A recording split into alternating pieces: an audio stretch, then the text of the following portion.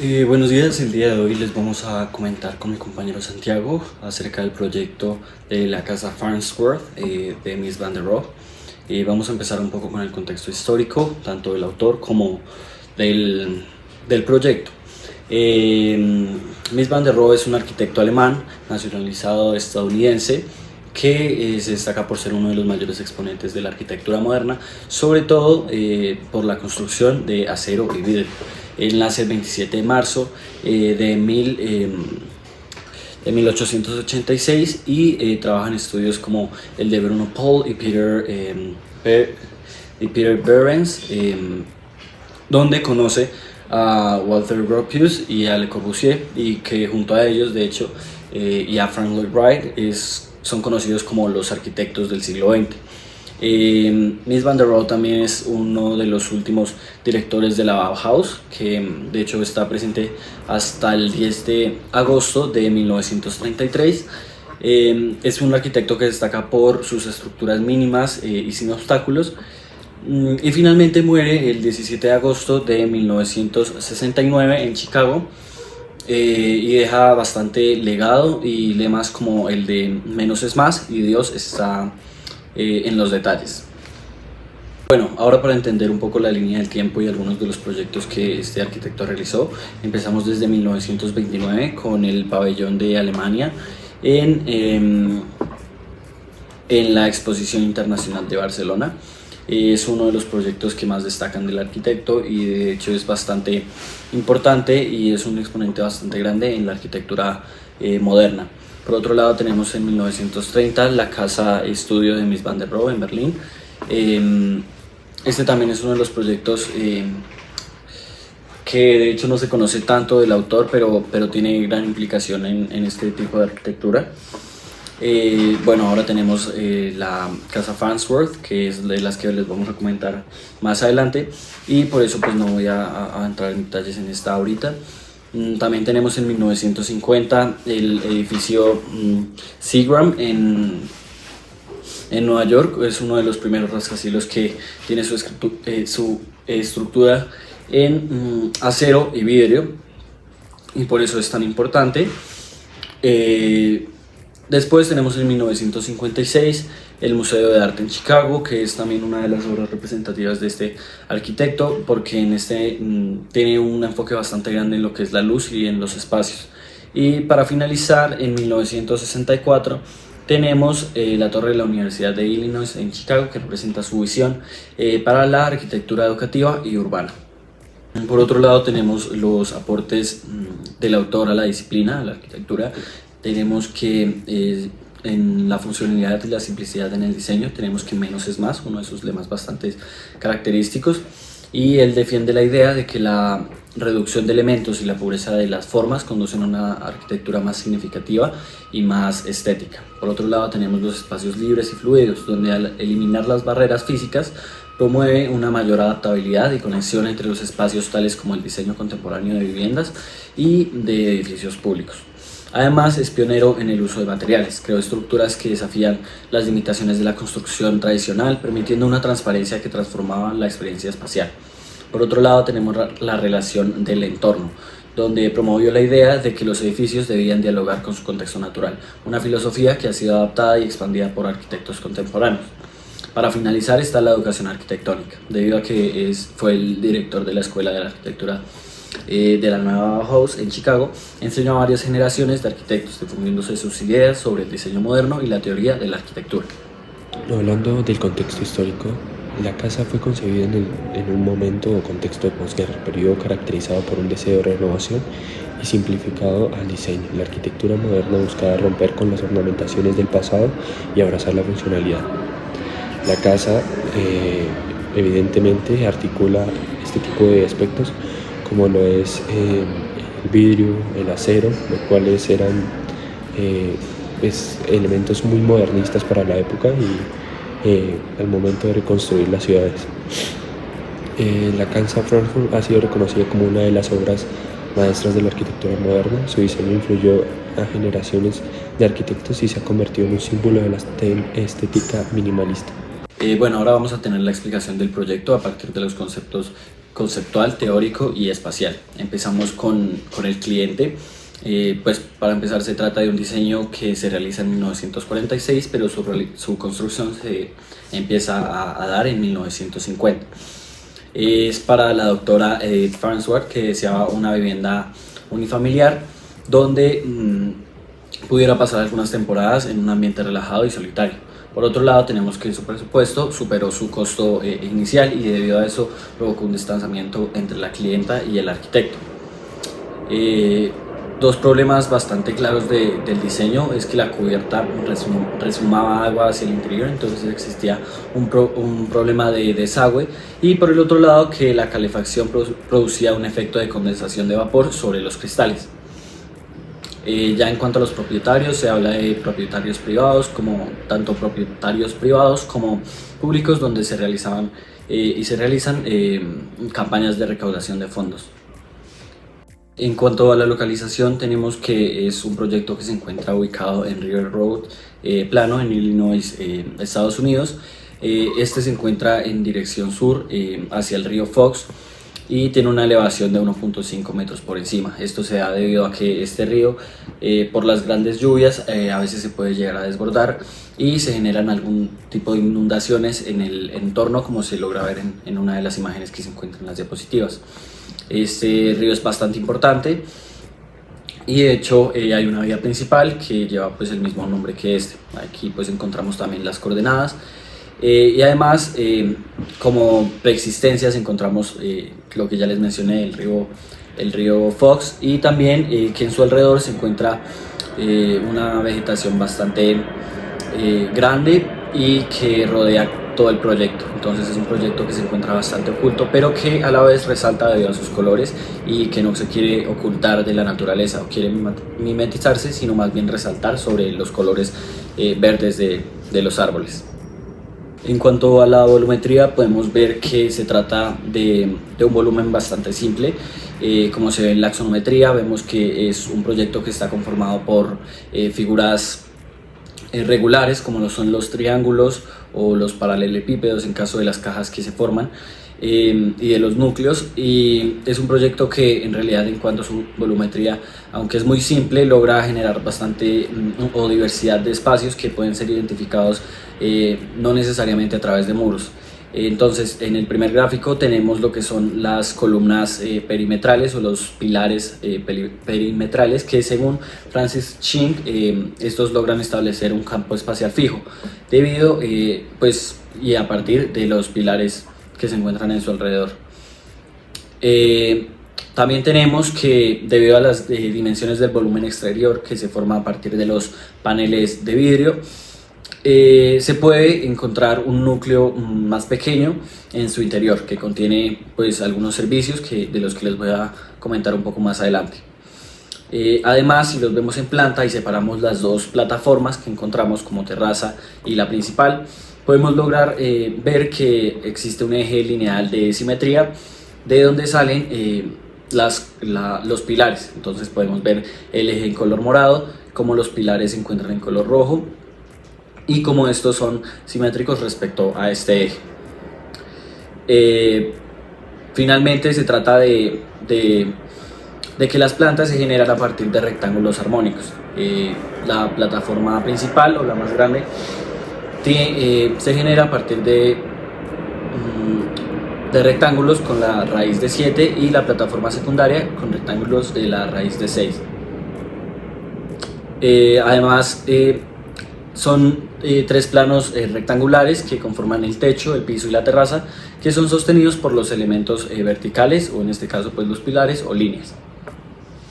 En el programa podemos ver que, y como ya les mencioné, por más que no se trate de muros divisorios que logren delimitar cada uno de los espacios, se pueden ver y definir bastante claros respecto al núcleo central y a sus caras laterales, que son las que dan y generan esos espacios, como lo son por ejemplo el núcleo central, que está en color naranja, contiene los baños, y hacia la parte superior se encuentra la cocina, a su lateral se encuentran los dormitorios y el comedor y un pequeño estudio, y en la parte de abajo se encuentra la sala de estar. También, además de esto, tenemos lo que es el patio, y la terraza y las escaleras, que ya son elementos que no se encuentran generados o articulados a partir de este núcleo. En cuanto a lo que son los sectores de servicio, tenemos los baños y la cocina, que son los que se encuentran en rosado, que atienden a la parte social, al dormitorio y al comedor respectivamente. Además, pues estos sectores de servicio se encuentran en el núcleo del proyecto. Por otro lado, también tenemos los sectores privados y públicos. El sector privado se encuentra en la parte de la diagonal superior derecha, y pues se logra generar a partir de lo que es el dormitorio, el baño que se encuentra y que dispone al dormitorio, y también la cocina. Entonces podemos ver como el resto del proyecto es bastante público, y esto se da porque a pesar de que tiene muros divisorios, que son los que delimitan como tal el volumen más grande, estos, como son en vidrio, logran permitir esa permeabilidad y logran dar una cierta inmersión en cuanto al entorno y al ambiente. Ya en cuanto a la circulación, tenemos que solo existe un único recinto, que es el núcleo central donde se encuentran los servicios, y la circulación se genera a partir de este núcleo, entonces básicamente la rodea. En cuanto al sistema constructivo, tenemos este primer plano donde podemos ver todos los elementos. Tenemos lo que son los perfiles en acero que se encuentran sosteniendo las plataformas. Tenemos los canales de acero o las vigas que sirven para también sostener las plataformas que están hechas en hormigón. También tenemos el acabado del suelo, como lo es el mármol travertino. En la capa superior tenemos, en el techo tenemos una prefabricación de hormigón, y que es sostenida, pues, además de los perfiles de acero, por las vigas, y lo mismo pasa en las otras superficies, debido a que son superficies que no se encuentran al nivel cero, sino que se encuentran alzadas, debido a lo que les comenté sobre las inundaciones o los desbordamientos que genera el río. En el siguiente diagrama lo que quería demostrar era cómo sirven o cómo están ubicadas estos elementos verticales y horizontales, como lo son las vigas, las viguetas y algunos pilares. Entonces en rojo tenemos los pilares, que tenemos 12 en total, contando los que sostienen la plataforma de abajo. Tenemos 35 viguetas, que son las que se encuentran en este sentido, y que son las que sostienen sobre todo la placa en su parte inferior, la placa de hormigón. Y tenemos 7 vigas que sostienen por los lados o perimetralmente esta placa. Por último, yo les voy a comentar un poco sobre las fachadas. Tenemos, pues, en la parte izquierda un poco los diagramas o alzados de las fachadas, y en la parte derecha tenemos dos imágenes de la fachada norte y de la fachada sur. Podemos evidenciar cómo son los paneles en vidrio que generan estas fachadas, que son bastante claros y bastante evidentes, debido a que, pues, es una de las características del proyecto que más resaltan su materialidad. Y estos son sostenidos por esta estructura de acero de las que ya les he comentado, y pues realmente para su privacidad, o para la privacidad adentro del proyecto, existen este tipo de cortinas que se alcanzan a ver en las imágenes, y pues que sí pueden generar y brindar más privacidad al usuario si lo necesitara o si quisiera, porque de por sí es un proyecto que ya se encuentra bastante escondido, y que se encuentra con bastante vegetación a su alrededor, que ya brinda privacidad natural. Las únicas piezas operables no se encuentran en esta ni fachada norte ni fachada sur, se encuentran en las otras dos fachadas, la oriental y la occidental, que contienen la puerta doble, que es la entrada, y dos ventanas que se encuentran como en el inferior.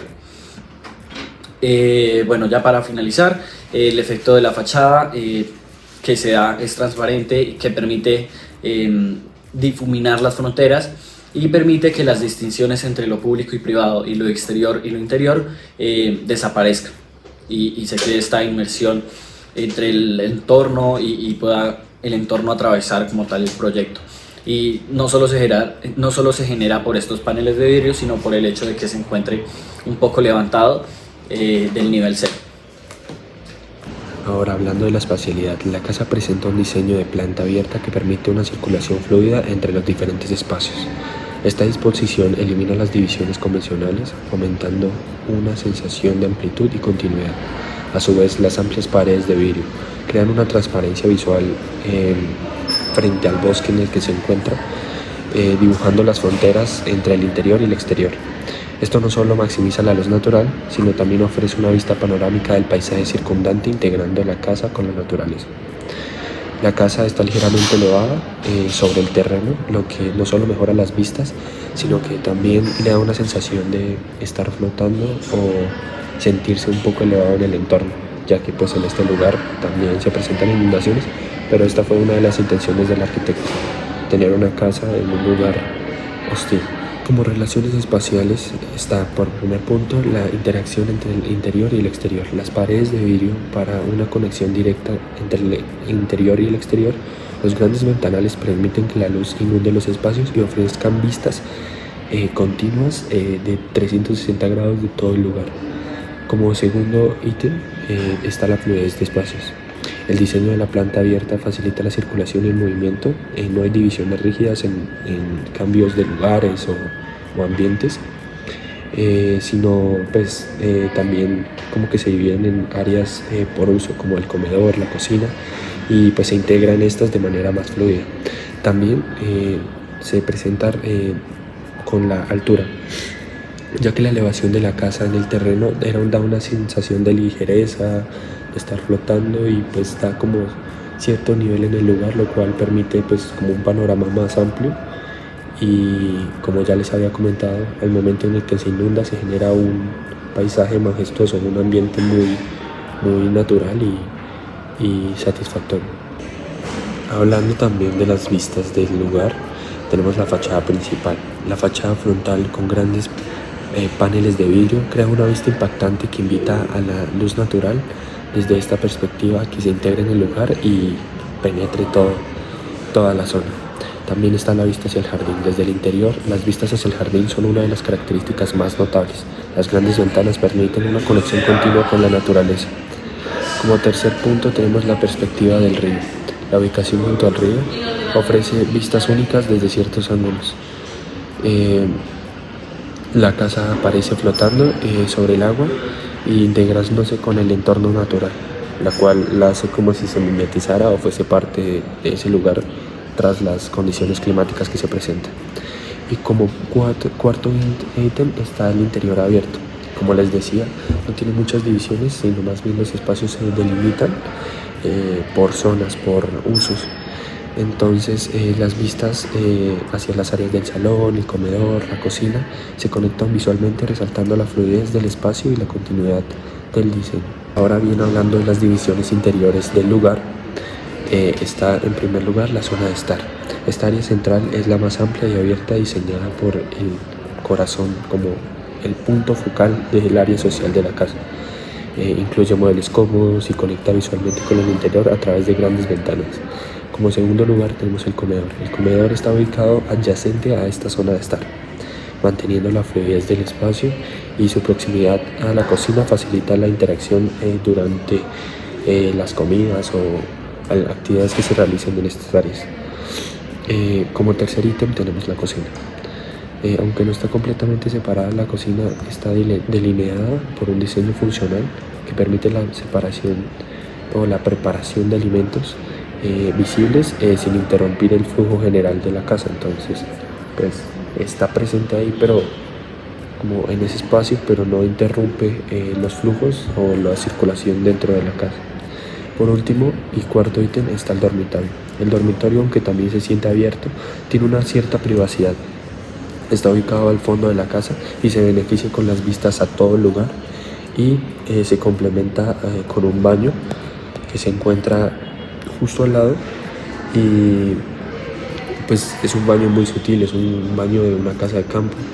Entonces, como para fomentar el hecho de que la gente no se quede dentro de la casa, sino como que también interactúe con la naturaleza. Es un baño cómodo y muy fácil de acceder. Respecto a la iluminación, tenemos en primer lugar la luz natural. Las grandes paredes de vidrio permiten la entrada de luz natural en abundancia, iluminando los espacios de manera uniforme y creando un ambiente cálido y acogedor. La luz cambia a lo largo del día, generando diferentes atmósferas, ambientes, sentimientos, generando muchas sensibilidad a la persona que esté dentro respondiendo a la hora del día. También se presenta evidentemente la luz artificial, que más que todo se usa en la noche, pero son luces de ambiente nocturno que pues como que no funcionan tanto en el día, ya que pues es un lugar muy abierto a la luz, entonces pues si hay luz, esta se opacan y no se percibe. Pero ya que pues son luz nocturnas, se vuelve esencial para crear un ambiente acogedor, mientras que el exterior sigue siendo visible. O sea, logra como alumbrar un poco el exterior, pero pues ya todo se ve más opaco y no se percibe bien. Y destaca la relación entre el interior y el exterior. Al momento de la noche sí se siente mucho la separación entre el exterior y el interior. Por último, ahora hablando de los materiales, los cuales son muy del movimiento modernista, la arquitectura modernista, tenemos el vidrio. El vidrio es el material más abundante en esta casa, utilizado en las amplias fachadas y permite la entrada de luz y ofrece vistas panorámicas de todo lado, creando una conexión fluida con el entorno, llegándose a la naturaleza. Por otro lado tenemos el acero, el cual se presenta en mayor parte de su estructura. La estructura de la casa está compuesta principalmente por acero, que proporciona una base fluida y permite la creación de grandes espacios abiertos sin columnas internas que interrumpan la fluidez del diseño. La construcción de la casa tiene pilares o columnas perimetrales y no tiene ninguna interior para que así no obstaculice los flujos de la casa y pues se permita circular sin ningún inconveniente. Tampoco dañe como las visuales del lugar. Por último tenemos la madera. La madera se presenta en lugares como el suelo, acabados de muebles, de armarios y las puertas. En este caso del baño, que es donde hay puerta, porque todo el lugar es muy abierto, es de madera.